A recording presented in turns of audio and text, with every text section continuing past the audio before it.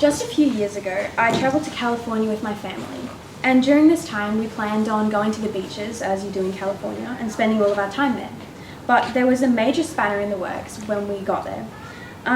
We found out that all of the beaches were covered with dead fish and smelled so revolting that it was toxic to be too close to them.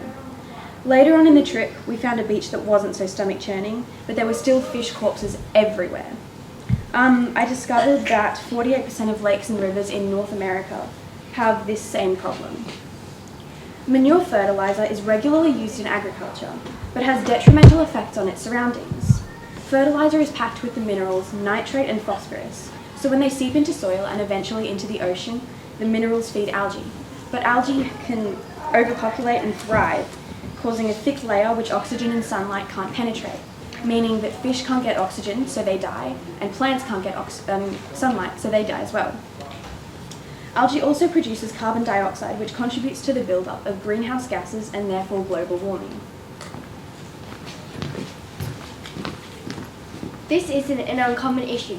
In fact, it is really common in places all around us. For example, the Swan River has been dealing with masses of algae for years, and is only getting worse from here. So, how do we stop the exponential growth of the excess algae in the Sutlej River? To start small, we are aiming to filter out the algae from the Sutlej River in India. It is such a crucial part of the communities surrounding it, as it is used for cleaning, eating, and bathing. But with the level of pollution, they are struggling to stay healthy. We propose using a turbine filtration machine, such as a basic version of this behind me, where we would collect the algae, press it to retrieve the natural oils, and then give the solid algae as fertiliser that is packed with nitrate and phosphorus to farmers. As you can see, the turbine is fuel-free, as it runs on the current of water passing through the river, so it's hydro-powered and mechanical powered. We want to hang it from the Sutlej Bridge, which is less invasive than a boat, and this process will slow down the mineral leak and recycle algae without growing more algae and increasing the dosage of phosphorus and nitrate in the ocean. So the paddles are sieves, and they have that kind of material that will let the water out while actually collecting all the algae and pouring it into the bucket, which also has a sieve base, so it will pretty much be drained of all the water, and then when it's pressed, you'll get the oils out.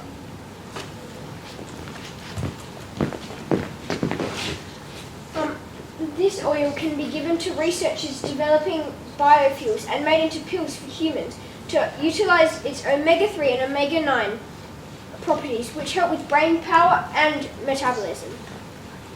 The algae can also help local crop farmers that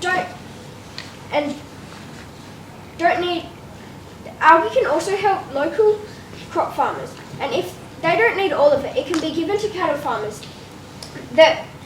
so the cattle farmers can use it for their animals, and it can also be given to scientists to make into environmentally safe plastics. Just as a final thought, could you possibly imagine ever being in a world where your only water source is immensely polluted? This means that what you eat, drink, bathe in, clean with is actually terrible for your health. Try to put yourself in the shoes of the 780 million people who are forced into this unhygienic and deadly lifestyle each and every day.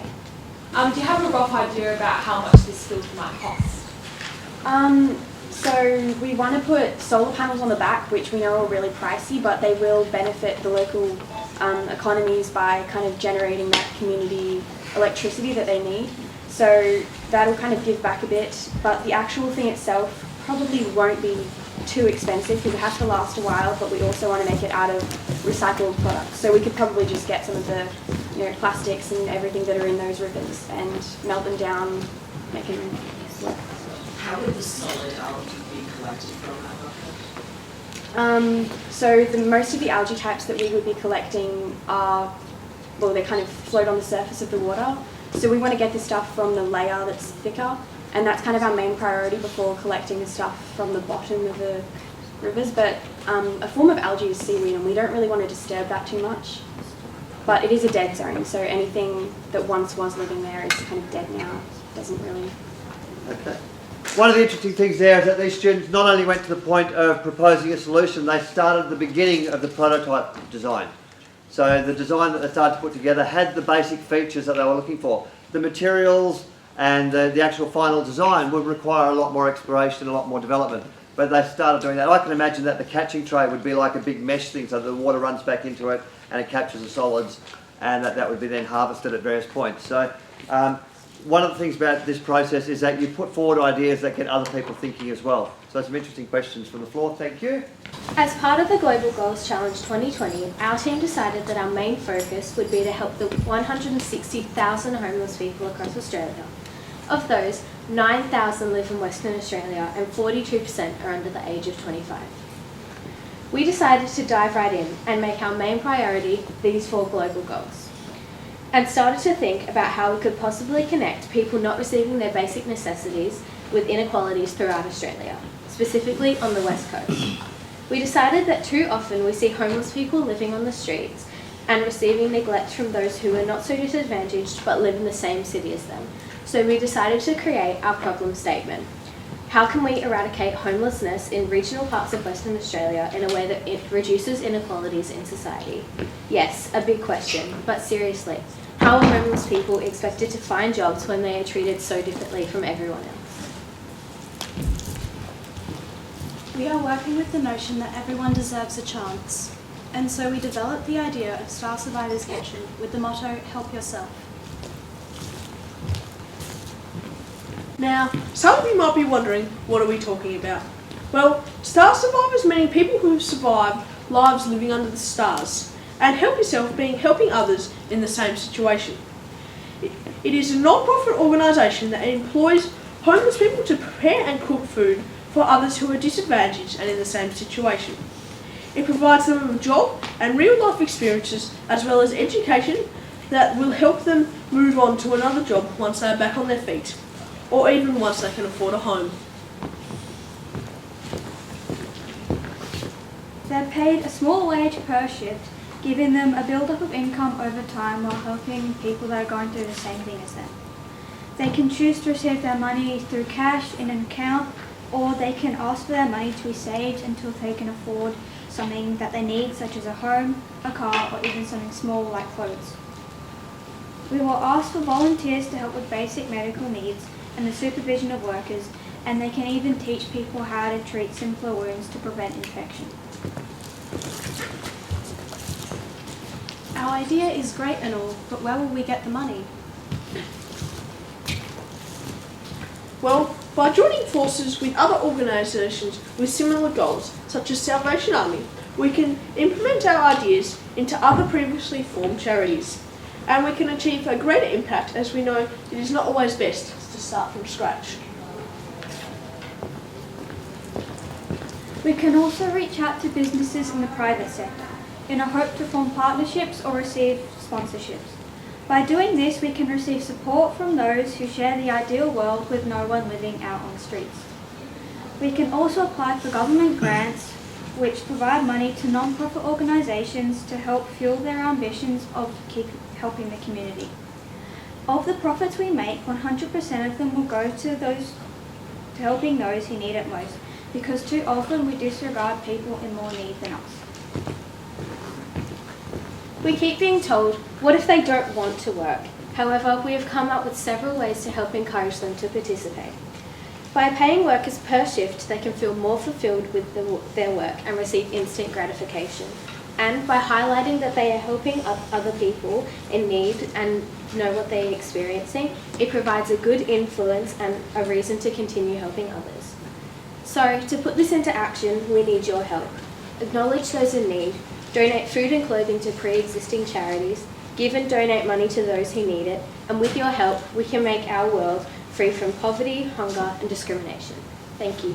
How will you ensure that the people that you're helping who maybe have addiction-related issues, how will you ensure that they won't just use that money to kind of plunge themselves further into, poverty? And So this is why we have made sure that we have multiple ways that we can save the money. So if we think that maybe they might go spend it on drugs or on something that might not benefit them, we can save the money within ourselves, and then once they've decided, they've told us that, oh, we want to go buy a house, then we're able to give them the money and go help them find a house that they would need to buy.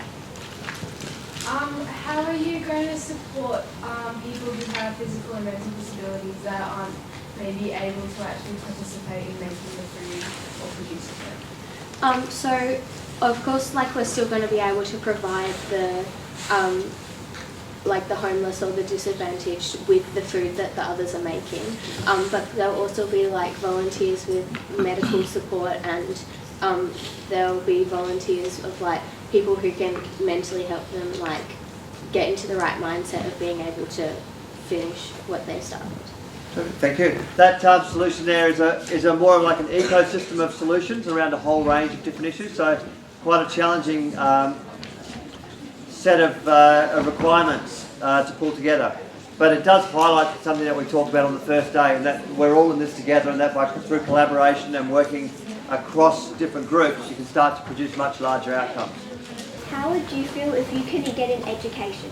This is the reality for people living in Mungletando. Sustainable Development Goal number 4 is quality education. Our organisation strives to ensure inclusive and equitable quality education and promote lifelong learning opportunities for all.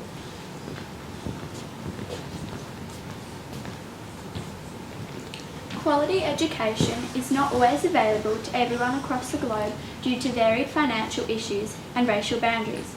These include having limited physical and human resources, social status, limited teachers willing to travel the distance, and gender-based inequalities.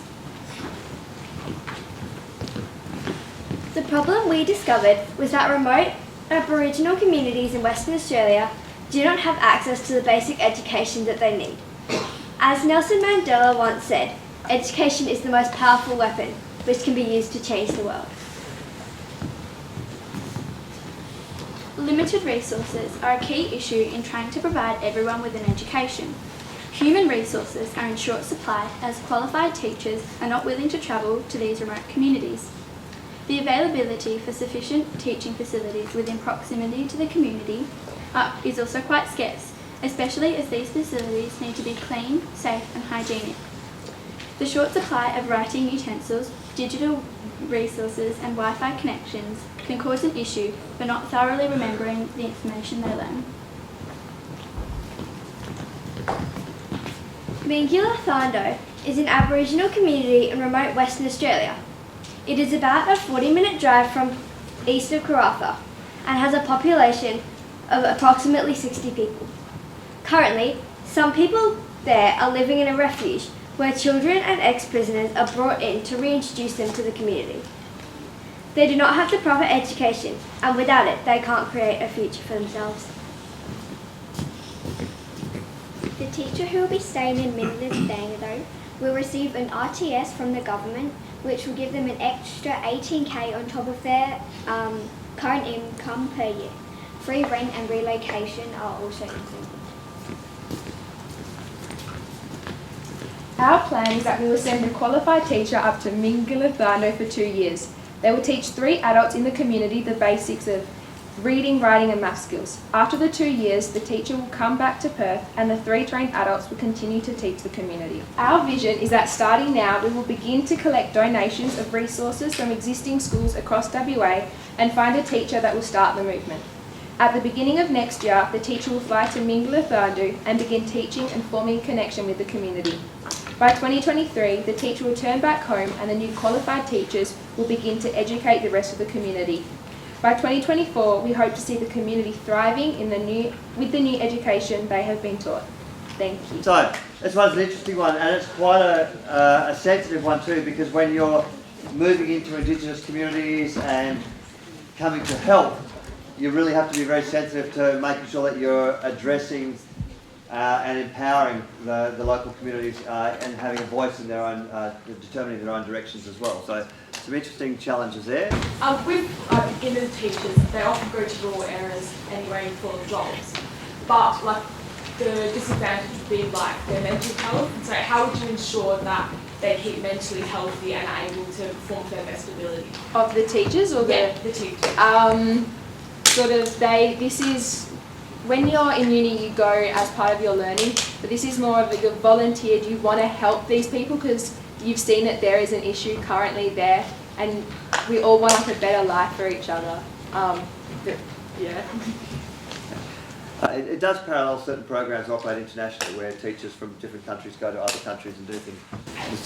Would the 3 people that have been taught be given any incentives such as money to teach the rest of the community? Yeah, so we're either thinking of doing like a monetary reward or something that once they've completed like teaching the rest of the community, they can go away on like not a holiday, but go out to one of the more developed communities around there, whilst then the other people that then have been taught then can just keep spreading it around. Water. Water is one of the most basic human necessities that we all need to function. But during the course of this 3-minute speech, 2 people in the Democratic Republic of Congo will die because of exposure to bad water. That's 1,000 people every single day. That is the issue that we are here to talk to you about today.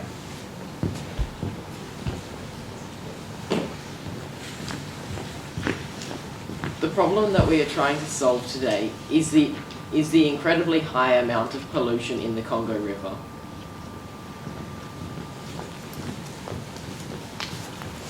Our solution is to send biodegradable packets of seeds. The plants will filter the air and the water. The seed packets can be used as fertilizer.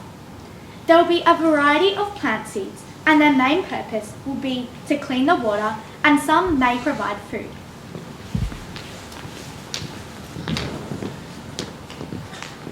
Some things we had to think about when choosing these plants is, do they provide a sustainable food source? Do they fit the climate and soil of Congo?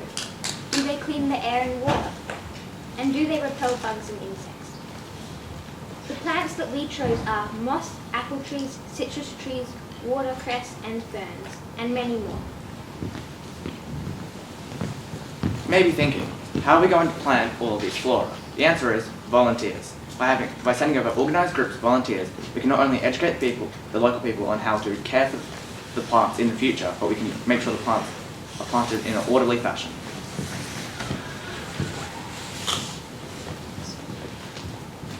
Throughout this 3-day course, we have created multiple prototypes. Notice that they are all made out of paper. This is because not only is paper biodegradable, it can also act as a fertilizer, therefore helping the growth of the plants.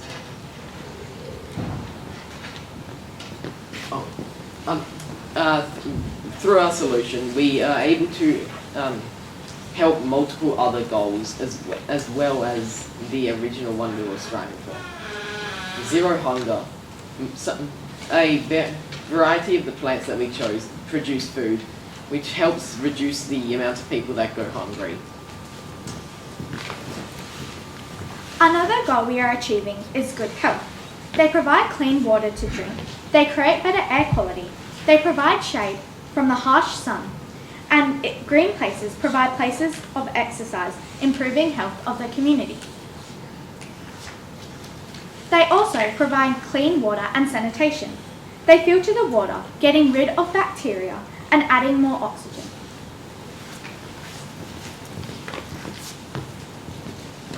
Affordable and clean energy. When the river is clean, you'll be allowed to add water mills to the river. This will allow you to create clean and affordable energy. Decent work and economic growth. Clean water allows more fish and marine life to enter the river. This means fishers will be allowed to fish more fish and they'll be able to sell them on the market for a better income. You'll also be able to cut down wood like timber and they'll be able to be grown and sold on an international scale. Sustainable cities and communities. The villages along the Congo riverbank will be able to self-sustain themselves based on the plants. Responsible consumption and production. Not only is our packaging made of paper which is biodegradable, but it will act as a natural fertilizer, further catalysing the growth of these plants. Climate action. The plants that we have chosen help reduce the amount of carbon dioxide in the atmosphere, therefore reducing the effects of climate change. Life below water.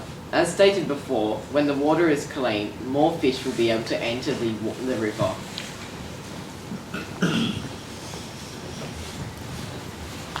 Life on land. More animals will be able to live on the land.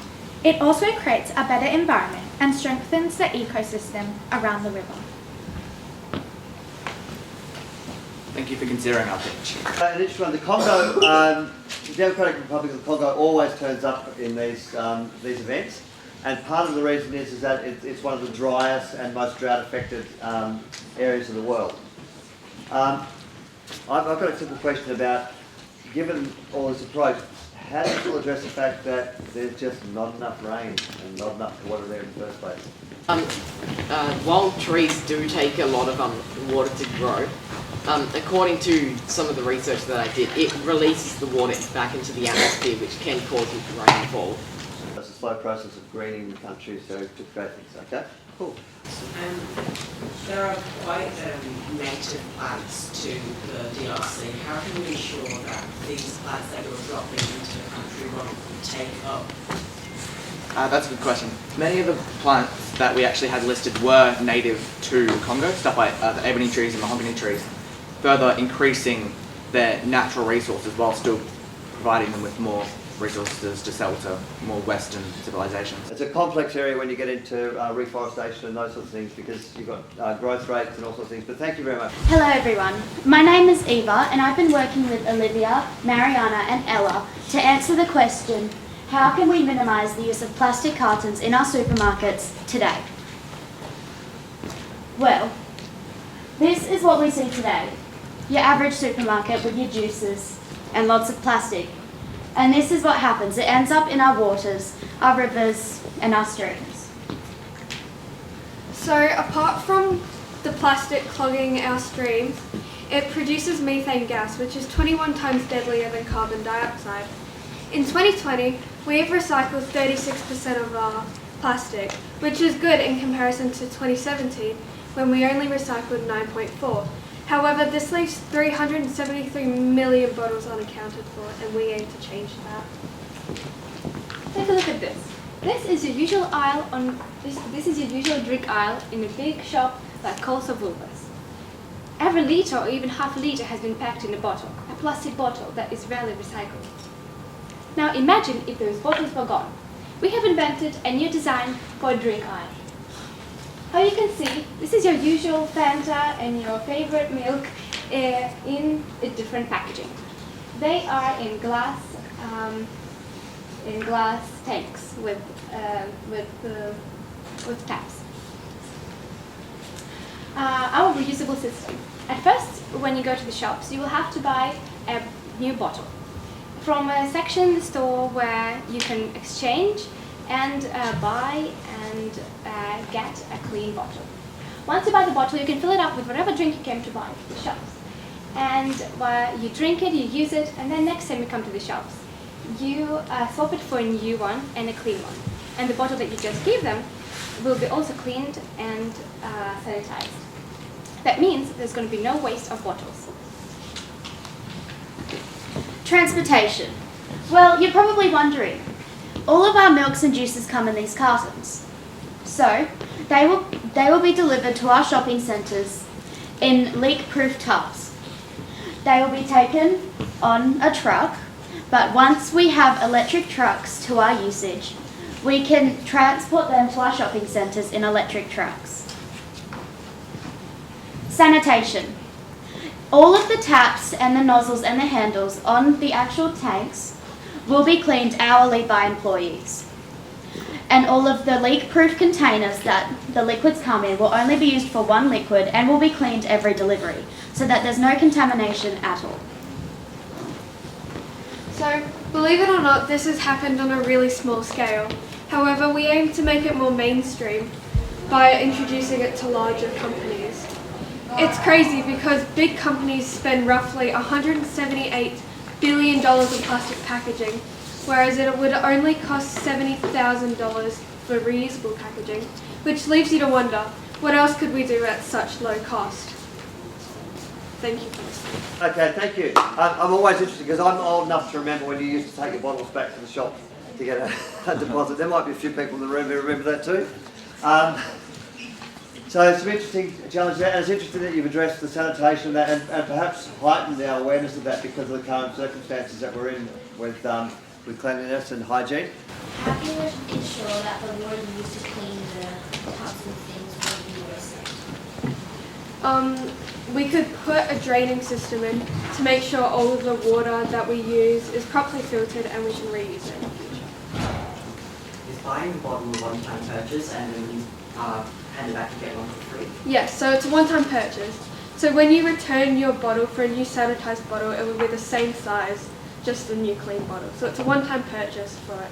I'm ashamed to admit it, but there's a process that goes like this in bottle shops. With you take a growler in. That's perhaps something for a discussion for the adults. In Brazil, that So when starting this project, the first thing we wanted to do was pick a sustainable development goal to focus on. And as a group, we decided to focus on affordable and clean energy. The next thing we wanted to try and do was to incorporate another goal into it, and we decided to look at affordable and clean energy in poverty-stricken areas, incorporating Goal 1, no poverty. We were researching a couple of poverty-stricken areas, and we came across the Brazil favelas, where we were shocked to learn that people were climbing up the power lines and stealing power directly from them, exposing themselves to a high risk of electrocution. The power lines were also tangled and can cause fires. We were inspired by this and so decided to do our project on this. Our problem statement. How can we provide safe renewable energy to people in Brazil favelas? Whilst they do have energy, where they're getting it from is very unsafe and harmful. This organisation is non-profit. So how are we going to solve this problem? So the first thing we're going to do is we're going to use wind turbines to create renewable energy because there is quite a lot of wind in the Brazil favelas. The second thing we're going to do is we're going to organise all their power lines so that they're not tangled anymore. We're also going to use batteries to store any excess energy we make, and we're going to connect the wind turbines to the power grid. The resources that we need are wind, batteries, volunteers, storage space, space to put the turbines, wind turbines, warehouse and donations. So in WA, sometimes we get like dropouts with our power. But so when this happens, we give Western Power a ring. We want to fix it as soon as possible. So this is how people in the Brazil favelas feel. What they do is they climb up and get some power as they don't have power and they want this.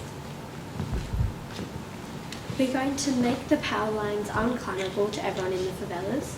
We're going to reorganise the power lines and we're going to place tubing, either plastic or rubber, around the line to make them safe if they do accidentally touch them. Here's what they look like now, and this is what we want them to look like after. So what does this help with? The first thing it helps with is good health and well-being because people aren't going to get electrocuted. The second thing it helps with is clean water and sanitation because they can use electricity for pumps and if they need to boil a kettle. It will also help with crime because there'll be better lighting. So yeah. So as you can see here, it's going to cost a lot of money for all of this. So it's going to be really hard to raise the money. We're going to get the money by setting up a GoFundMe page. We'll also set up small stalls around Brazil for coin and note donations. We'll also promote the cause on Instagram, TikTok, Twitter, Facebook and other social media platforms. Here's the latest post. Some fun favela facts are about 23 to 24%, or 1.5 million people of Brazil's population live in the favelas. The problem is though, 94% of Brazilian favela residents are happy there, so this leads to overpopulation. Also, Barack Obama visited to the favelas, and young males in the Brazil favelas are 4/5 more likely to die under the age of 21. These are some of our references. Thank you. Any questions? How is that like really helping their needs? Because the only reason they really climb up is to get power. So how are you I see that you're like making the power lines safer, but how are you going to actually provide power to those things? So we have wind turbines. We're going to install a lot of wind turbines. Not right there because that'll be a lot of noise, but just a little while away. And that counts for like half of the cost. And so we're, instead of the power lines relying mainly on them, we're going to give them the wind turbine energy. Just the thing is that providing a new source of power doesn't necessarily give them access to that power, so would you be installing like power lines closer to people's homes and kind of giving them... Yeah, so part of that, the tubing and reorganizing the wires would be building new wires and plugs in people's homes. Sort of cautious to talk about Western Power. My wife works for Western Power and they're very, very proud of how they're doing things in Western Australia. They've reduced their reliance on fossil fuel production quite substantially, and there are a growing network of community power banks where you can actually offload unused solar power into a big storage battery and draw it back during the night time. There are also around the world small domestic level turbines, which I was talking to this group yesterday and suggested, had they thought about the possibility of actually creating a kit that could be assembled and attached to where people are living. And those kits could perhaps either be sold here locally in places like Western Australia, where our coastal regions have got quite good breezes at night time, where the turbines could work to get us through the evening electricity needs, and the benefits and the profits of that could actually go into something like the program that they've described. So there's lots and lots of ways to take a simple idea and expand upon it and turn it into something workable. So when you're looking at other people's suggestions and ideas, rather than looking for where it's going to fall down, look at what could you add to it to make sure that it's going to actually stand up.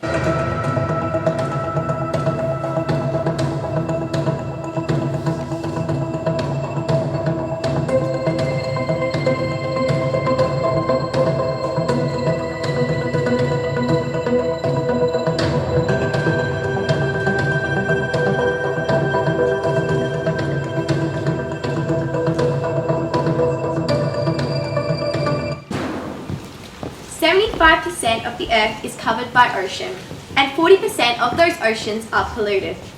Good afternoon, ladies and gentlemen, significant others and mentors. My name is Aria Koza, and standing beside me is Bradley, Steffi and Poppy in the audience.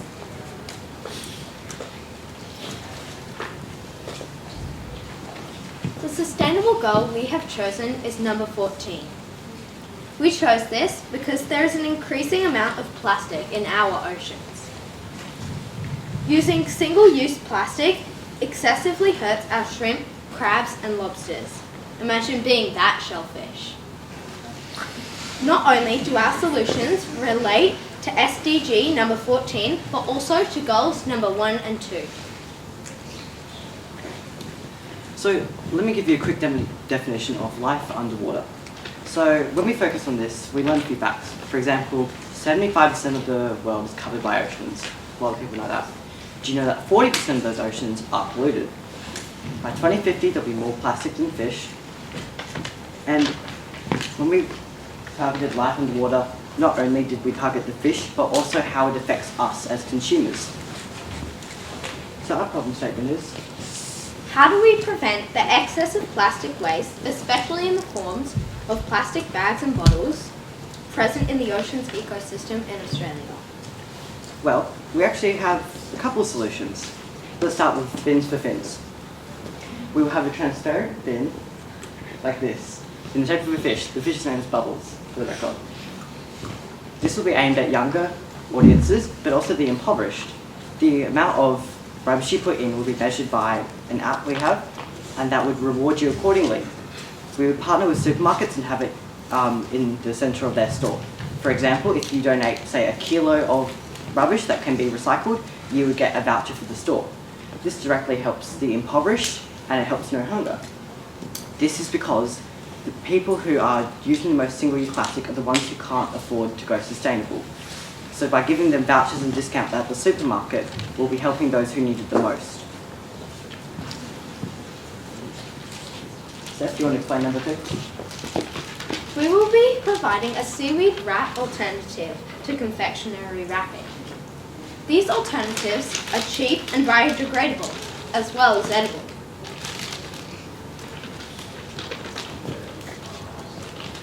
production company that we will be using is based in Indonesia, so the import cost wouldn't be huge.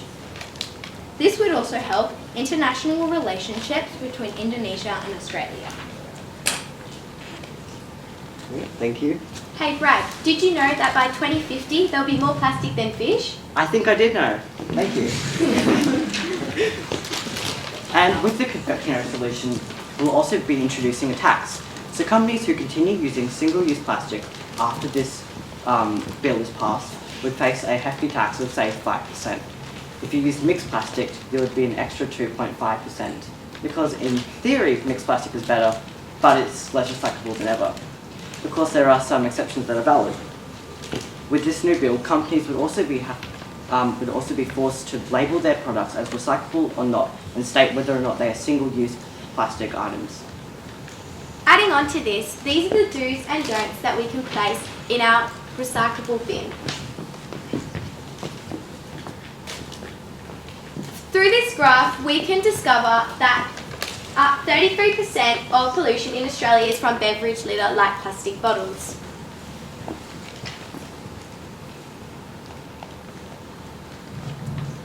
Looking at this infograph, something that points out the most is 35 billion plastic water bottles are thrown out each year. We are trying to stop this. In conclusion, what percent of the Earth's waste do you think is beverage litter? Why are there plastic bottles that are constantly being thrown out? Why aren't they being recycled? This is what we're trying to change.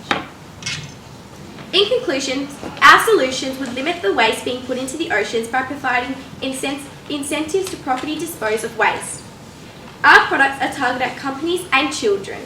Our solution displayed critical thinking skills and a wide range of sources were used. Thank you, and we offer any questions. That ongoing issue of plastics in our oceans.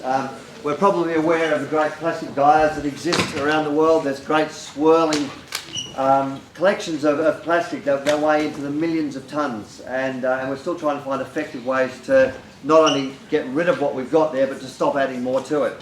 I'm aware that there was a student in the UK a couple of years ago who has designed a way of making bioplastic from fish guts. So there's another interesting connection with your fishing ideas. The more fish you've got, the more bioplastic you might get. So, do we have any questions from the floor up here? When you create a partnership like Pulse of Movements, how are you going to propose to them? Like, what benefits are they going to get? That one. So one, that would be a great PR move for them. You know, any attention is good attention, and this is the definition of good attention. Two, we place it in the middle of their stores, and everyone knows you can't go into a store without buying something that's specifically designed for that. And so with this, you would constantly have to go into Coles to get rewards, and then with the vouchers, you would have an incentive to spend even more money at the supermarket. Would the tax just apply for edible items, or would it be for any packaging on like toys, etc.? I would say on any packaging, if we could get it that far, but our solution was specifically designed for consumable items. Yeah, especially confectionery. Hello everyone. Today we're here to talk to you about climate action. Our problem statement is, how do we diminish greenhouse gases through reducing our meat consumption? Carbon is mostly produced in developed places such as China, US, Russian Federation and Japan. China has produced a total of 10.06 gigatons of carbon emissions. Arctic, Africa, small islands and Asian megadeltas will most likely affected by the climate change in the future. Japan, Philippines and Germany are the most affected now. 800 million people vulnerable to climate change. Over 300,000 deaths per year due to heat and diseases. Greenhouse gases trap heat, causing changes in the precipitation patterns, weather events and reductions of water availability, resulting in reduced agriculture productivity. Fighting climate change can feel like an overwhelming undertaking. We often feel frustrated that our actions seem insignificant when it comes to evoking real change. But there is one simple thing that we can all do at a personal level 3 times daily that can make a real, measurable difference. we can reduce our meat consumption. A great place to start is Meatless Mondays. By eating no meat one day a week, you can really start to do your part and help reduce climate change. After just a year of Meatless Mondays, you will save a massive 212,775 litres of water, 143 square metres of forest, 465 kilograms of CO2 and 925 kilograms of grain per year. Going meatless one day per week is something very achievable for all of us.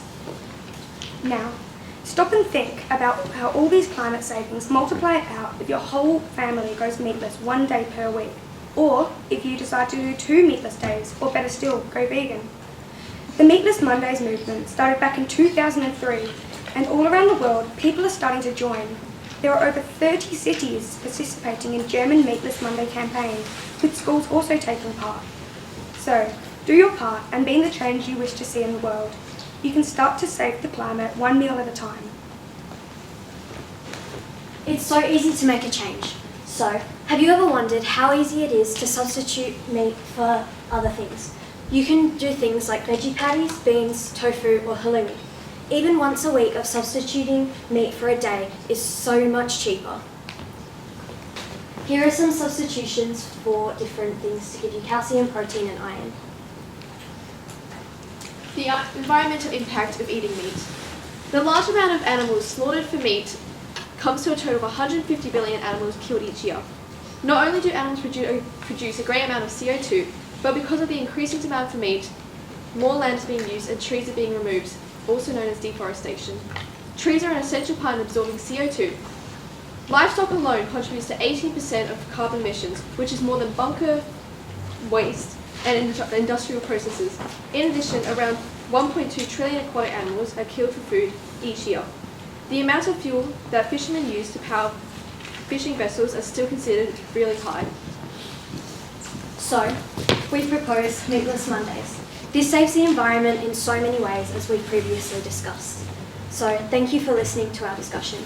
I think what you picked up on there, the Meatless Monday movement has already exists.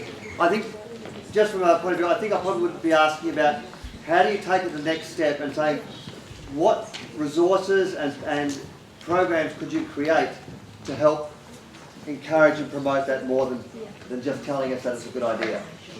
So I started seeing alternative recipes and that. Maybe there's recipe books and all sorts of other things that you can actually package together which help people over that step. You also speak to like school canteens and Yep. stuff and make them substitute out things on Mondays for school. Cool. So there's some interesting things there which I heard in discussion when they were planning their presentations, but I didn't make it to the slide set. But they were talking about starting off at school level and talking to school canteens and just starting off small and start making moves towards providing alternatives to traditional meat proteins. So, any questions from the floor? We have a question up here. So, are there statistics of how much land would you say, is that based on going vegetarian for a day or vegan for a day? It's going vegetarian for a day each week. So if you went, vegetarian one day per week for like a whole year, it would be those stats on there.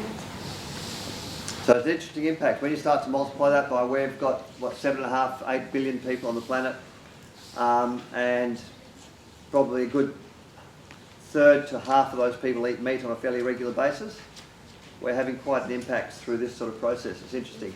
Any other questions from the floor? Over here, sorry. I know some cultures and religions, they have certain days where they don't eat meat. Would that clash with any sacred days or something they have? So we were kind of, we did look at that a little bit.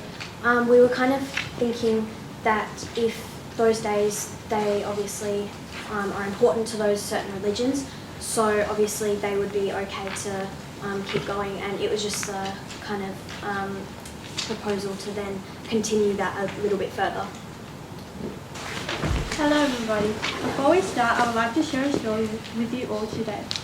Not too long ago, James and his wife Sophie were your typical Australian family, with 2 young children, Rosie and Billy, and a much-loved family dog. James worked hard to support his family, but when his party planning business collapsed, his world was turned upside down. No longer able to pay the rent, the family was evicted from their home without a place to go. With mounting debts and no relatives or families to turn to, the family's only choice was to live in their car with their belongings and their pet dog. James struggled to provide even the basics for his family, like food or petrol to drive the children to school. Things were getting harder and harder, and James was losing hope. To James's relief, Sophie and the children temporarily housed at a women's shelter. James and the beloved family dog was not able to find any accommodation and was left sleeping in the car for 3 months. This chart shows the amount of homeless people in WA who live in unsafe locations. Our solution is trying to help homeless people find a home and live in safe areas. In Western Australia, there are over 9,000 people that are living on the streets. 50% of those don't have safe housing or this is a prevalent issue. We need to solve this. We need to lower the poverty line and aid those with a low income.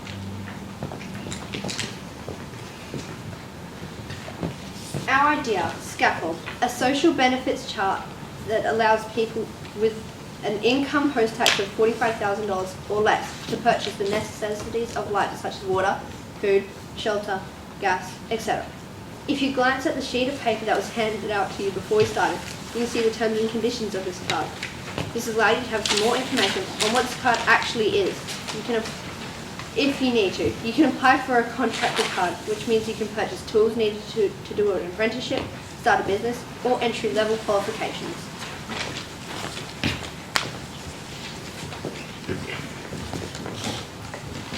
Contrary to popular belief, money does not grow on trees. And $5 billion does need to be pulled out from somewhere.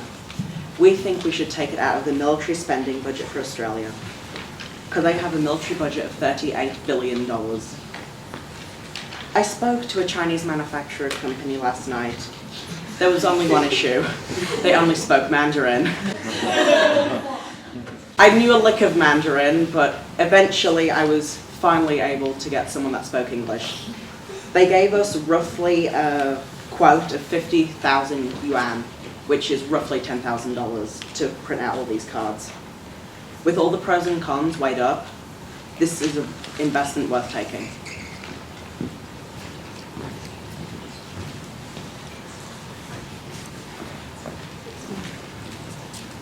We hope that our card can boost our economy. It most likely will. The money, it goes straight to local businesses because we make it that way.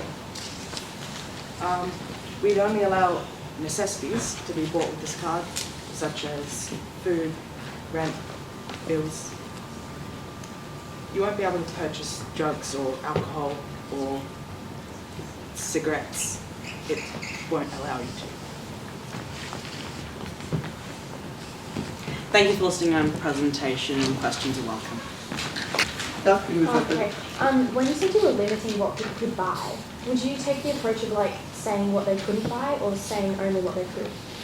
Only what they could. They could only use this for water, food, electricity bills, gas, and food. Yeah, I've already said food. Just the necessities of life. And that's kind of why we called it Scaffold. We're trying to hold up the building blocks of life. What's something, you said that they'll be blocked if they don't imply that illicit substances or anything, but what's something that you're going to an ATM and getting cash out and like that? This card does not work in an ATM. It only works at select places. That's why it's easier for us to control what they can and can't buy. Okay, so thanks. That's an interesting one because there's already been some trials of similar sorts of card systems with mixed results. And it's a very challenging space to move into. The social welfare side of things is never an easy space to move into. There's been some thought put into that idea there. I'm also wondering about how it already fits with our existing social welfare conditions, because we do have places like Centrelink, which can bring up people from lower level incomes. If you're caring for people with disabilities, if you're out of work at times, there are ways of getting supplementary income. So I think there's some interesting thought that can go into that as to how that actually might work in a more distributed way, so that anyone who's actually facing that level of the bare minimum income required can just be topped up, because it's not something that we see regularly in Australia. It does happen in other parts of the world. Similar issues that we've seen come through the last 3 or 4 presentations. So the opportunities for women to step up and be all they can be. Is that sort of what we're looking at? Yeah. So you guys talked about protecting money, but what about the is there going to be nurses that they're not somewhere to learn how to do stuff every day? So what happens if they start using them to be even more aware of young? We try to approach the male guardians and show them that we're just trying to give their daughters or their nieces an opportunity. We're not trying to overpower them or anything. Just wondering why you're using colours like pink when you were trying to say that you want stereotypes and stuff. Colours don't help stereotypes in the first place.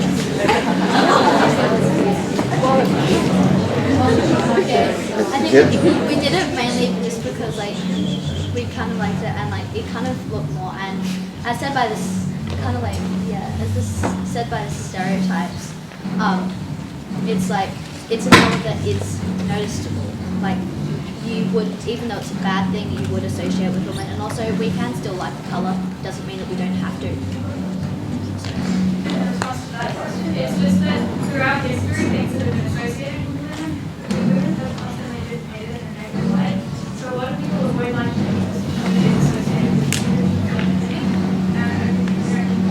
And you're allowed to like things that are associated with harmful stereotypes. Absolutely, and that's what I was saying. So there's a lot of changes of our thinking that's required to move things. Okay, we have. Not a question, but I might just let you know that traditionally young girls are dressed in blue and young boys are dressed in pink because it was seen as a watered down version of red, and therefore a masculine colour given to young boys. So the evolution of pink as a female colour is actually relatively recent. Yep. So that's another aspect of why education is important, is we learn our history. So all that has people. So thank you very much, and some big discussions to be had, I think, on that one. Take care, thank you. We are striving towards achieving goal number 7, affordable and clean energy. Picture this. You're living in a world where you don't always have light. You wake up in the morning only to see darkness. You constantly have countrywide blackouts. You really have heat to keep you warm. This is a world without electricity. This is a world without energy. This is what it's like to live in Zimbabwe. Our specific problem. In the small rural country of Zimbabwe, many people do not have access to reliable, affordable or clean energy. 58% of current power used in Zimbabwe is mostly fossil fuels, with wood fuel being the most common, causing deforestation and affecting life on land. With the fossil fuels used, leave Zimbabwe with a carbon footprint, and they release greenhouse gases into the environment, increasing global warming. 37% of energy in Zimbabwe is sourced from water power from the Kariba Dam and Zambezi River. Although this form of water power is not a constant or reliable energy source, because if there's no rain or water, there will be no way to provide energy. Our proposed solution is to install geothermal power plants in Zimbabwe. By doing this, we have come up with geothermal energy. It's a cycle where it starts with water being extracted from the ground, turned into a steam, put through a turbine, and then therefore the energy that isn't used is recycled into the next cycle.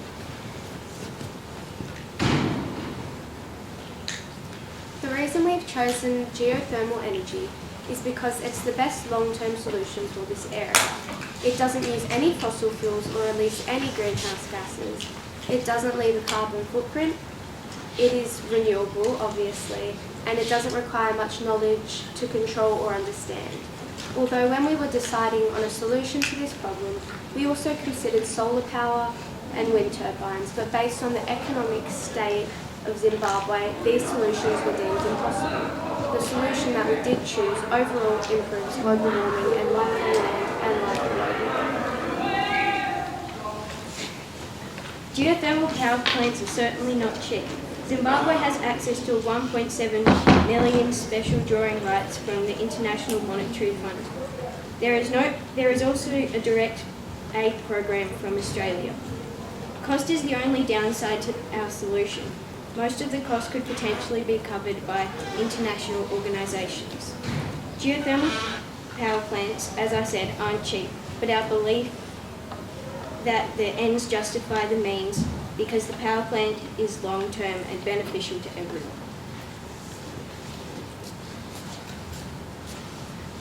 We will know that this solution has succeeded when the statistics for the type of energy used in Zimbabwe change. The current use of renewable energy is 5%. When this number increases, we will know that the solution has succeeded. Zimbabwe's air and atmosphere will be cleaner and healthier due to the less use of fossil fuels. Our goal is to achieve this by 2026. Thank you. It's an interesting one, that one. I know that Zimbabwe has around 30 different sites where there's geothermal activity, so there is a possibility. Were you able to identify any of those sites in your research? Not specifically, but we did do plenty of research to find that geothermal power plants do have a lot of potential in Zimbabwe. It's just the funding that they need to worry about. Okay. There's a question in front here. Who would you consider approaching for this funding? Well, I guess the first step would be to contact the large organisations that sort of help to deal with the world's problems, because energy is something that is sort of needed, and especially in a country like Zimbabwe, I feel like it would be really helpful for them. I'm curious about the figure. You had 1.7 million. I'm pretty sure that the International Monetary Fund has made available something like 400 million US dollars to Zimbabwe for various projects and that sort of thing. What do you think is stopping the application of those funds to these sorts of solutions at the moment? I'm not sure really, but they found out that, well, what we researched, we found out that they're offering a 1.7 billion special rights for Zimbabwe, especially for the energy and electricity right. part of it. Cool. Just to start things off, when I was in year 4, I used to have this friend who would come to school, all his jeans were all scuffed up. He would come to school with like marks on his face, like yoga or something. His hair was all messy. You go to shake his hand and he's already sticky. Straight in the morning, how can he be that sticky? I didn't realise that back then, but now I come and I realise, was this man in a situation of poverty? So what is situation of poverty? So obviously it's a form of poorness. It happens suddenly due to some kind of event. So if I happen to be carrying all my money on me, walking around, and then a fire comes and I'm somehow still alive, but all my money's burned. So now I'm in a situation of poverty. Why are people falling into a situation of poverty? Of course, the biggest cause is COVID-19. It's causing a lot of job losses. Workplaces aren't making enough money. Standalone businesses, no one's buying from them anymore. Owners have to fire people so they don't go out of business. I think that happened to my dad, unfortunately. And people don't have to buy iPads and laptops for school and work. What are the effects? As a result of situational poverty, education can be lacking.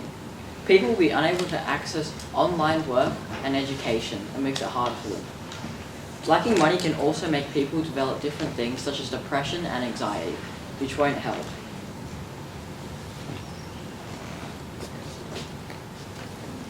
Our solution. For a solution, we have come up with a coupon system, where if a family or individual needs something very much for education or work to make money, we can provide them with They'll be interviewed, and if we see that they're fit to get one, we will give them a coupon for something they need. For example, an iPad or something like that to help them out with education. These coupons will need to be applied for.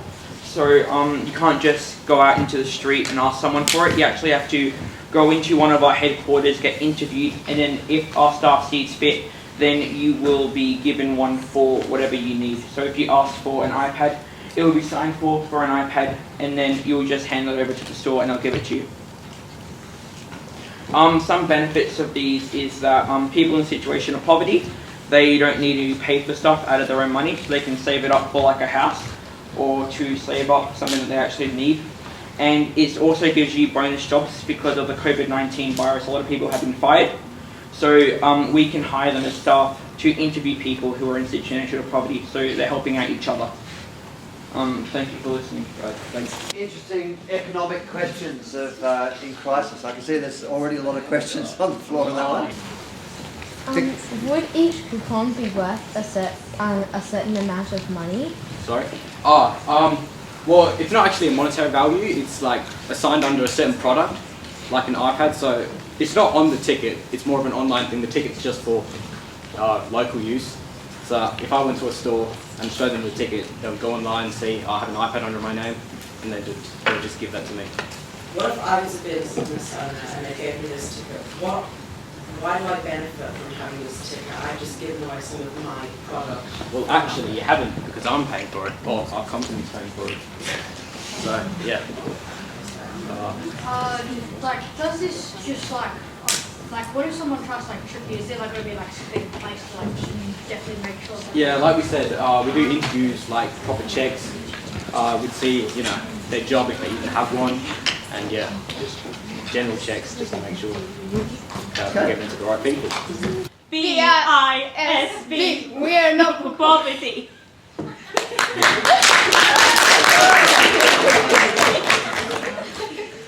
Hi, we are BISB, and today we'll be talking about poverty.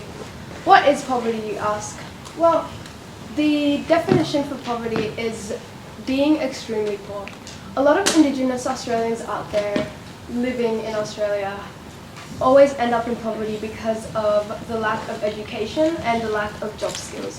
They don't have as much access as we do to these skills. And we decided to do this global right because we thought that it was time for someone to take initiative, and help out all the Indigenous Australians out there.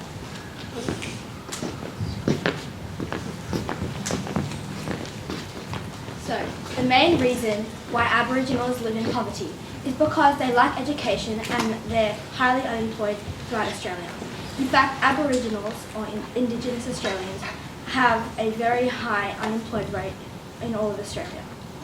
Now, here are some statistics.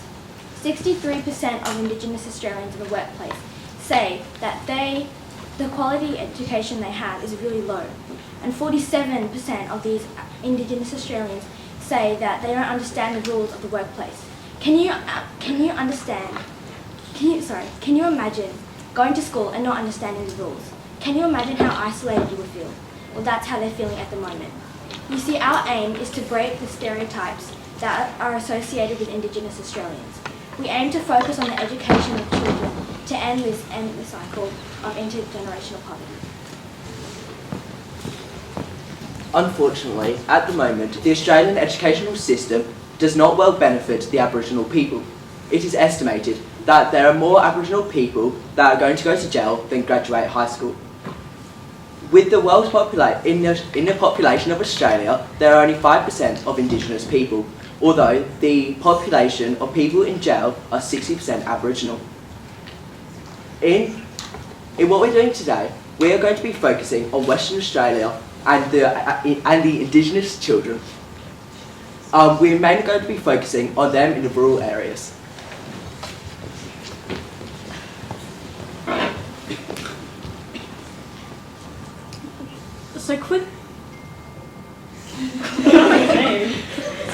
So this cycle can be pretty easily traced back to the stolen generation, and you may be wondering what our solution is.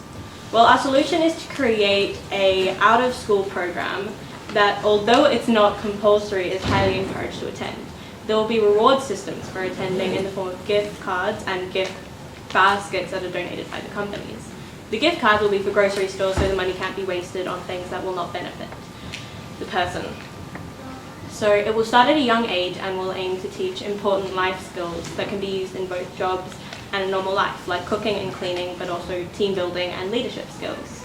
Then around roughly the age of 14 or 15, they will start learning about financial literacy, debt, credit, and how to pay tax so they can save. This is aiming to break the endless cycle that has been caused by the stolen generation. The program will also help them to graduate high school and will help them through college. It also encourages them to pick up extracurricular activities like music and sports. Another one with Indigenous issues. And I look at that slide and I think if you took out the word Aboriginal on that page, it would still make perfect sense for most kids, because I find that most people don't necessarily get born with all those features in place. So I'm curious about how your program is uniquely adapted to the needs of Aboriginal children. Was that a question? It was a question. How is your program uniquely adapted to meet the needs of Aboriginal children? Because even though society isn't aware about it, discrimination to Aboriginal Indigenous Australians is still being faced in the workplace, and we just wanted to make that aware. And through this program, which is altered to meet the needs of the Indigenous Australians, because as we heard in the video, our school systems aren't designed to meet their needs. Do we have any questions from the floor? So Indigenous issues is a big one. I used to work for the Centre for Aboriginal Studies at Curtin, so it's an area of strong interest for me. But yeah, it's not an easy solution. There's a question up here. Well, we identified poverty as being a really significant issue in society that needed to be addressed. And when we looked into it and we saw the reasons for Indigenous Australians having a really low employment rate, we decided to do something. And my last one, yeah. If you're kind of altering it to be more suitable for them, do you think that they would still be able to get the same results to be able to pass high school and put that on applications? We don't often think about Australia as dealing with the sorts of poverty that we see portrayed in the news around the world, but we do have some of the highest rates of localised poverty in the world. And a lot of the people subject to that poverty are actually Indigenous people. So there's a lot of investigation that can go into that topic. And people have been trying for the last 50 or 60 years at least to try and put programs like that into place, and with limited degrees of success vary quite significantly. But there's one of the things that's often missing in that is the Aboriginal voice itself, is the Aboriginal people having a say in determining their own directions and their own needs. We often come in with lots of goodwill. And I remember there was a quote from a Queensland Indigenous elder, and I think something along the lines, if you come to help me, then go away. But if you come to walk with me because you see your destiny and mine are linked, then we can walk together. And that's a paraphrase, that's not the actual quote. But it sums up the thing, is that we need to stop thinking of us and them, and we actually need to start thinking of we. Okay, we have more of me talking. It's interesting, the scope of these things. At this stage of the game, for those people who have just visited us at the end of the 3 days, the origins of a lot of these ideas go back to the Sustainable Development Goals. And those Sustainable Development Goals identify things like trying to reduce poverty globally, trying to reduce hunger globally, trying to improve health and well-being globally. And one of the things we recognise is that, and very often, we can't act globally all the time, but we can act locally. And if everyone around the world acts locally, we can actually then have a global shift. So 193 nations signed up to the Sustainable Development Goals, and if 193 nations had every area and state working towards small changes to meet the goals, then we would probably get there by 2030. I think one of the big questions out of this whole thing is how do we do that? How do we get everybody focused on making the world the way we would like to see it to be. Are we just about set? We might have to go to the next group just Okay, just as so possible. we have an itinerant piece of computing equipment here, so we need to move on to the next team for the moment. Good afternoon, everyone. My name's Emmy, and this is Tanika, Taylor, and Paige. And the goal we've chosen today is the third goal, good health and well-being. More specifically, mental health and cyberbullying on social media. What is cyberbullying? Cyberbullying is the use of electronic communication to bully or harass others. It's sending messages of intimidating or threatening natures. Cyberbullying occurs when there's a minor on both sides, or at least is instigated by a minor against a minor. When adults become involved, it is classified as something different. Did you know about 37% of young people between the ages of 12 and 17 have been bullied online? 30% have had it happen more than once. 83% of young people believe social media companies should be doing more to tackle cyberbullying on their platforms. The following statistics show that Instagram has the highest rate of cyberbullies on their platform. Which brings us to our problem. How can we prevent the effect of cyberbullies on young people's mental health? This graph shows the issues kids feel as a result from cyberbullying. The most common issue is developed social anxiety. Another issue is anxiety and depression, and if that becomes more of an issue, it can lead to suicide. Our solution is to design a program called Cyber Patrol. It will be a partnership with Instagram, and it will filter through and find triggering or explicit content. Cyber Patrol will, if you open the program, it will display positive messages and videos. It will also display the websites of Headspace, Beyond Blue, and links like that. Our app will post motivational quotes, positive images, and links to where you can get help. This is an example of what a post on our program will look like. Remember to ask your friends and family if they're okay. Are there any questions? I know that social media is increasingly a huge part of young people's social interaction and social engagement. So we do need to find ways to address some of these challenges that face us. What questions arise for you in relation to this topic? So we'll start just here. How are you going to categorize and draw the boundaries of what is like threatening and? Well, it's things like violent images, like sexually explicit things, like drug references or alcohol references, just things that, things that wouldn't be appropriate for teenagers. And it's not the first time that we've come up with a program like this. There have been like machine learning programs and that kind of robots that have been trying to detect that kind of cyberbullying and that. So we can definitely partner with people who've already designed something like that as well. I just say, I mean, most schools nowadays have some sort of filtering system on their internet as well. So there's already some elements of that in certain contexts around place as well. So would this also go into private messages? Would you be able to look at that more? Because that's probably more prominent than comments where you can see their username by everyone. It was more just like we were partnering with Instagram so that like all content was like monitored in a sense. So like DMs as well. Here's the thing is that there have already been, as you said, a lot of machine learning programs which like monitor speech. Doesn't that slightly kind of violate freedom of speech, and also do you think it would stop people from educating young audiences about these issues? Like after all, education is a great promoter of safety in these audiences. We would make sure that people do know that we are, like that they would be monitored as to what they're saying, like it wouldn't be like a secret.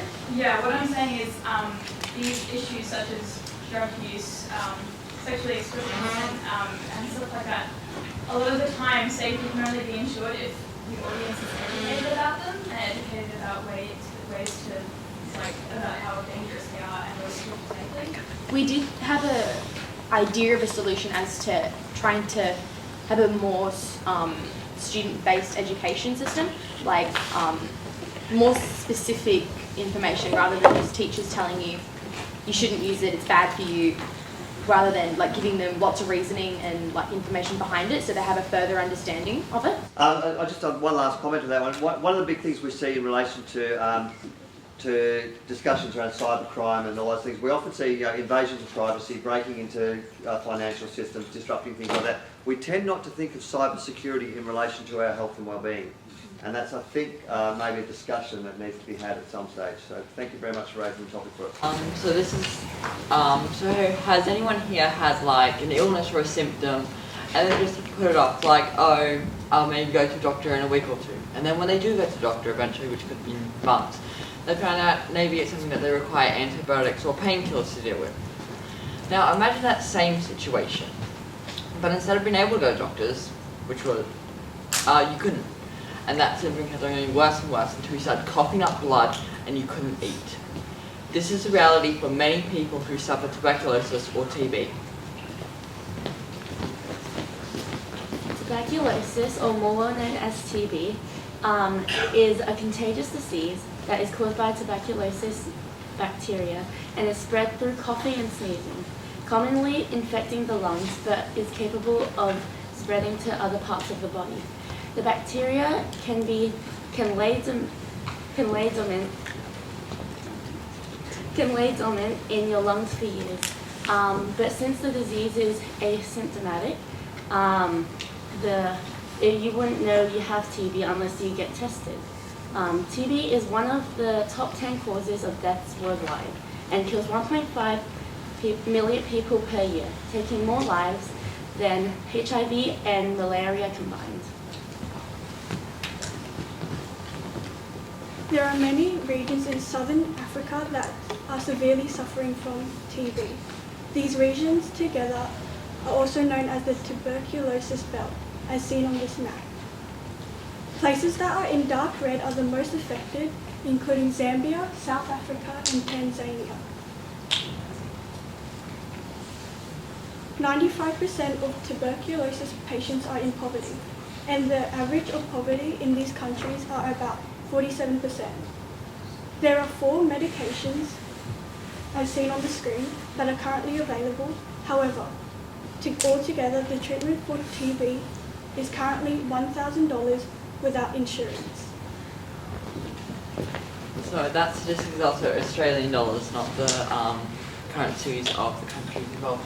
So our plan, or our solution, is the fact to make the medication and prevention techniques more widespread than previously accessible. We would work with charities such as the Bill and Melinda Gates Foundation and also through donations, and we would also work with these 3 pharmaceutical companies which all produce what we would term generic brands of the medicine, which would give it a cheaper price for us to purchase as well, and also allow us to give free medication easier and more effectively. So we are estimating that it will cost around $81 million, sounds like a lot, to cure about 150,000 people, which is 10% of the people that die from tuberculosis each year. But including prevention methods and stopping it interact with communities, this would also lower it over a rate of transmission. We estimate roughly about 5 years of this treatment and $81 million each year in order to safely lower the tuberculosis limits to similar rates of other countries in the world, such as Australia.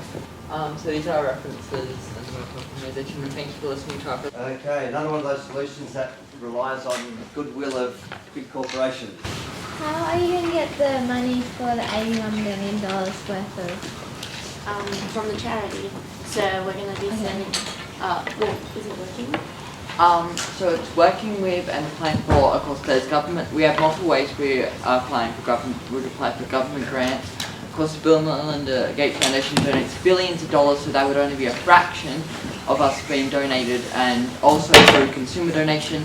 And if we do have the ability to work with our pharmaceutical companies on this, that price would lower drastically to only about $4 to $5 million. But when you say relying on goodwill. It's mostly the donations that are the goodwill, because when we're working with small companies, they're also getting benefits since it's a small company that we're working with. They're going to get like exposure, but also they're going to get the profit that we're getting from like the donations and all. Okay, thank you. Well, on today, my group and I will be presenting on malnutrition and food waste. Looking at this map, you can see that USA and Haiti are quite close. However, the lifestyles couldn't be any more different, as Haiti are very food impoverished and suffer from about 50% of their people having malnutrition. However, the USA wastes about 40 million tonnes of food each year.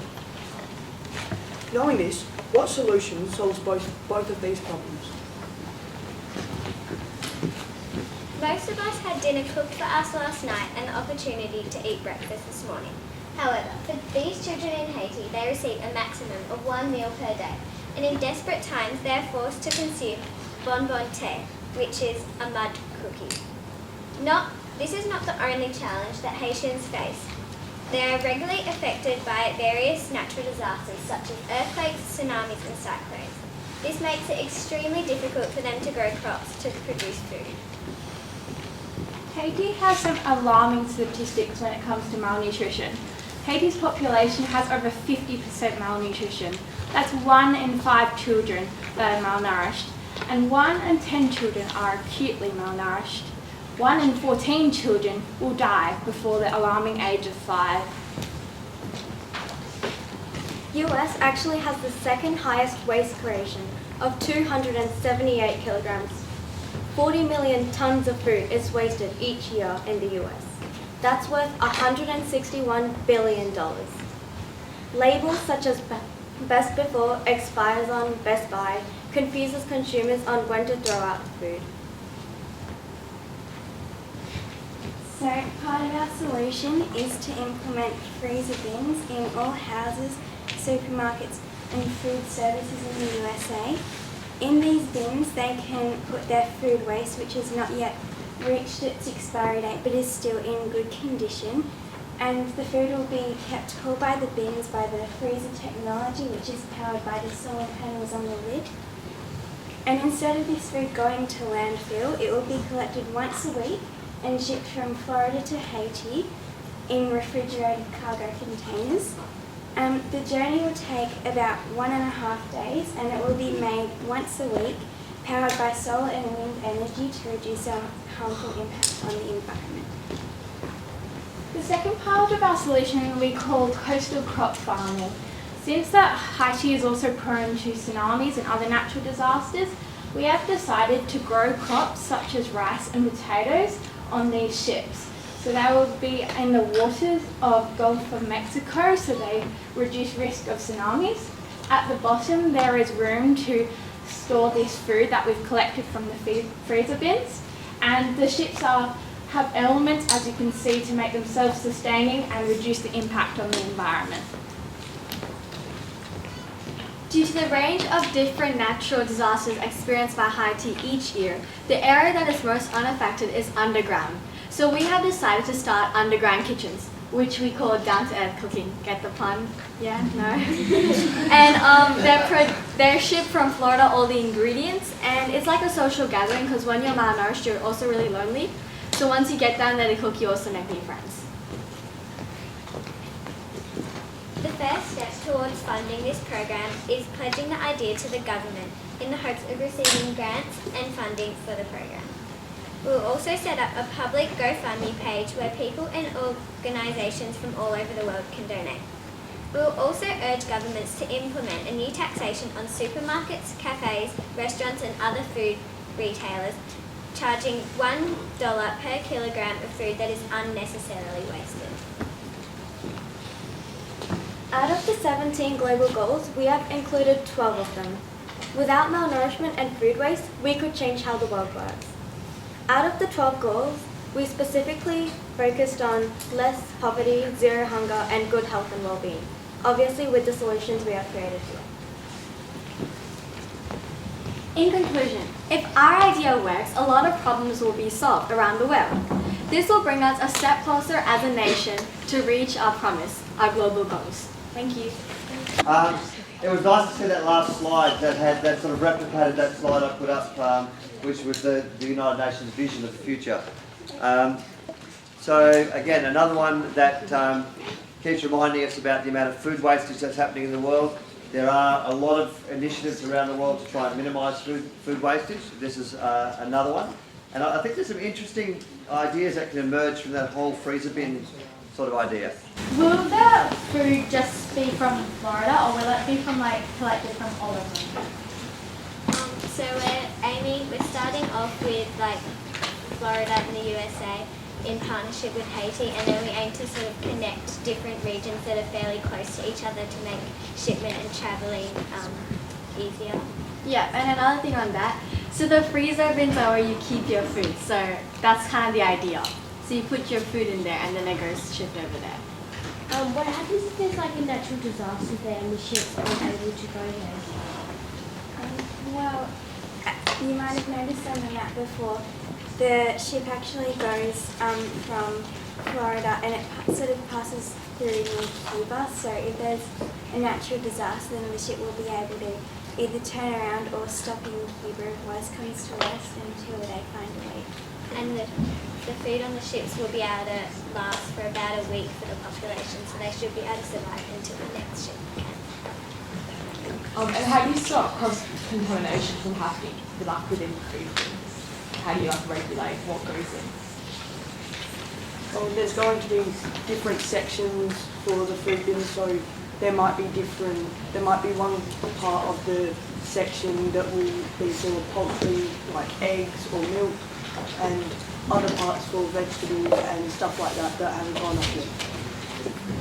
So there's something for improving the design of your bin. Eventually we'd be actually looking at how do you make sure that it's stored safely without cross-contamination. So good thing to point out, good thing to think about in taking that design forward. Thank you very much. I want to tell you a story of a fish. His name's Jeffrey. He lives in the ocean, and Jeffrey lives with his pals. All good, right? What Jeffrey doesn't know is that 1.8 million tons of microplastic is generated a year, and a lot of it ends up in the ocean. That's 64,000 pieces of microplastic every square mile of the ocean. That's a lot. And when we eat fish like Jeffrey, a lot of the plastic that he consumes, it ends up in us. And every year, humans consume about the average microplastic worth of one credit card. That's a lot. So what do we do about it? Well, my team and I are here to present Project Nemo. I'm Denise, that's Zoe, Rowija, and Michael, and we're here to propose a new solution for microplastic contamination in the ocean. What is Nemo? Nemo is a robotic fish that eats microplastic. Nemo aims to reduce the amount of microplastic in the ocean by the year 2040. We will use the Nemo in some of the countries that signed the UN's Global Goals Agreement. We will start right here in WA. Okay, so essentially what Nemo is, it's a robot fish. Yeah, crazy. The biggest part of the fish is that the ferrofluid component. What is it? Ferrofluid is a substance, you could say, founded by a scientist. We're not sure his name, but basically it's a component that is part oil and part iron filament. It's magnetic, which is really interesting because when ferrofluid is put in water, it attracts plastic, and when the magnet comes to take the ferrofluid, it takes the plastic with it, filtering the water. We decided to utilize this substance in our Nemo project.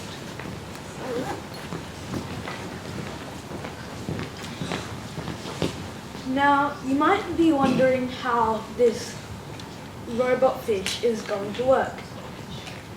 Well, programmers will survey the water or area where the fish is going to collect the microplastic, and then it programs the fish to move through the water automatically, which will stop it from hitting any obstacles. Cameras on its eyes detect obstacles, and its GPS on the there will stop it. Its GPS will give its location. The fish is placed in the water and swims to its allocated position. Its mouth opens and the seawater will travel into the stomach area after going through a filter in its throat. The mouth will close for approximately 2 minutes.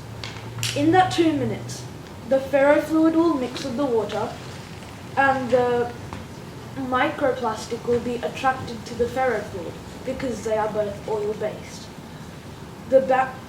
After 2 minutes, a barrier at the end of the storage area opens and the ferrofluid and water mixture passes through. As that happens, the mixture passes through a magnetic mesh, which the ferrofluid will stick to, bringing the microplastic bits with it. This will ensure that no ferrofluid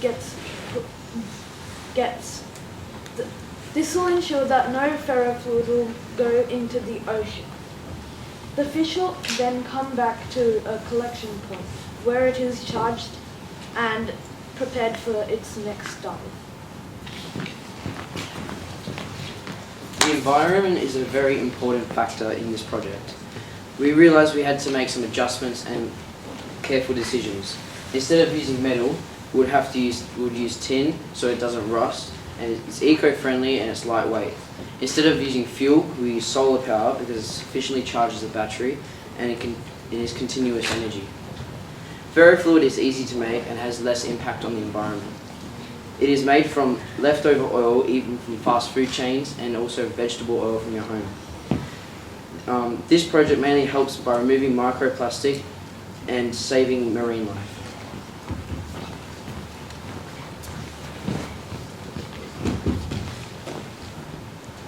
Project NEMO helps achieve goal number 6 and goal number 14.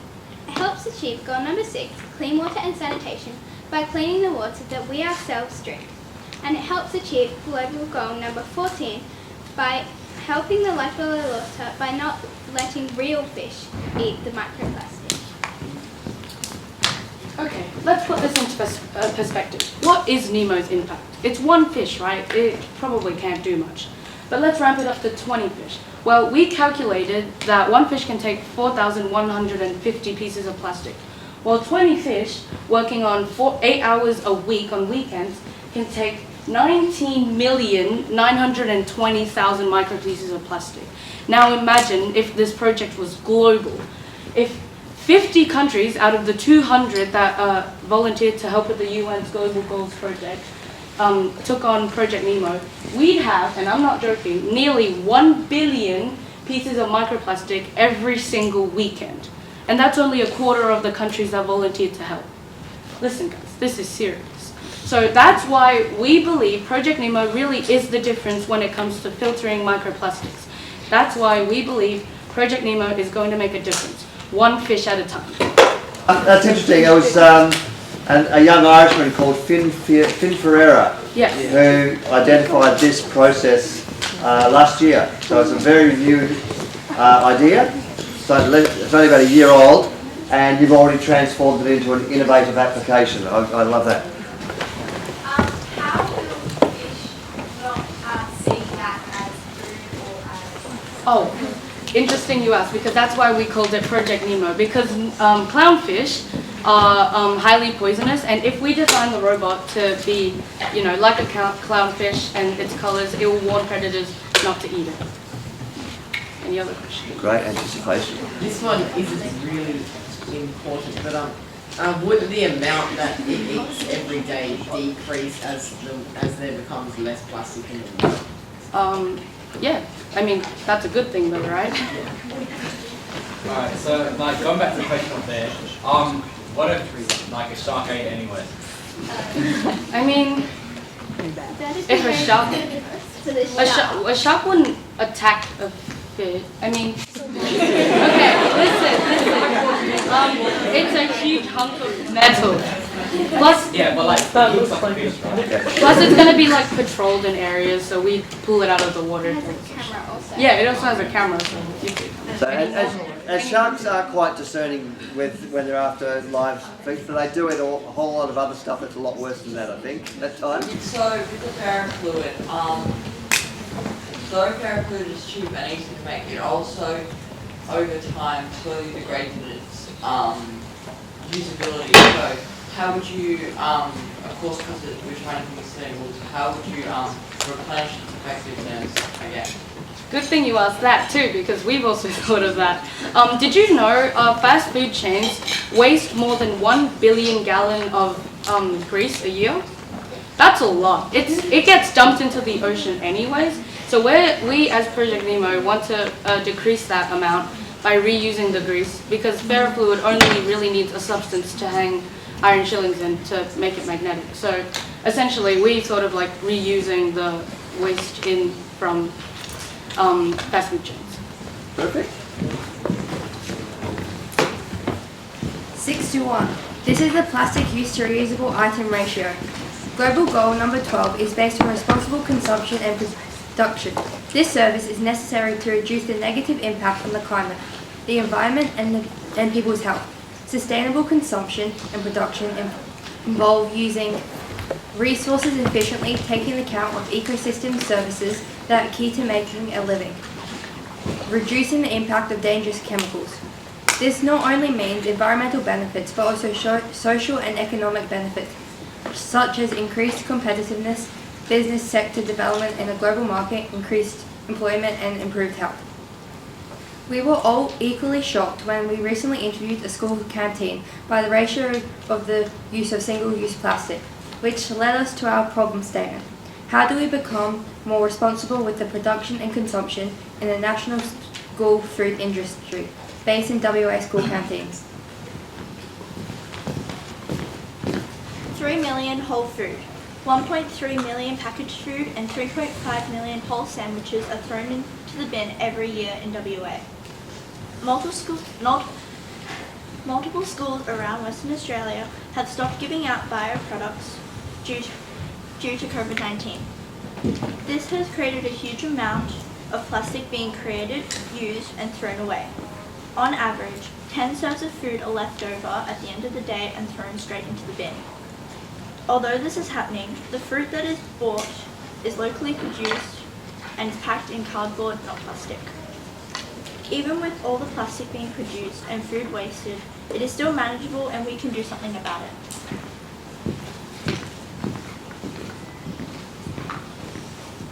We have two focus areas. Number 1, the focus on reducing the wastage of plastic and food. And number 2, reducing the actual number of food being reduced. This is because of the information we came across while doing surveys on the amount of food being thrown away and the plastic being consumed by these canteens. So what causes us to actually throw out food so carelessly? Well, according to research, our education, morals and home environment plays a large role in this. Children are brought up in different ways at home. Some being told wasting food is okay, and some being told the opposite. Well, how do we stop that? The answer is simple. Teach them from an early age. That way we can eliminate the idea of the problem from the beginning. Our solution includes creating alternative options to single-use plastic and finding better ways to reduce the amount of food being produced to avoid wastage in the WA canteens. This means our solution will take a lot of work and will require every single school in WA's help. In order to reduce the amount of single-use plastic in the school canteens, all locally sourced food will come without packaging. We will create more fresh food in canteens, so there is limited packaging and less ready-made food transported into the canteens. We will also encourage students to bring their own cutlery and containers when they come to buy their lunch. And in order to promote this, we can create a system where students earn house points or get discounts with their prices. To substitute plastic water bottles and cups, we can add a school system pottery class into the art system, where students create ceramic cups that will be used in school canteens to substitute the plastic that's been used.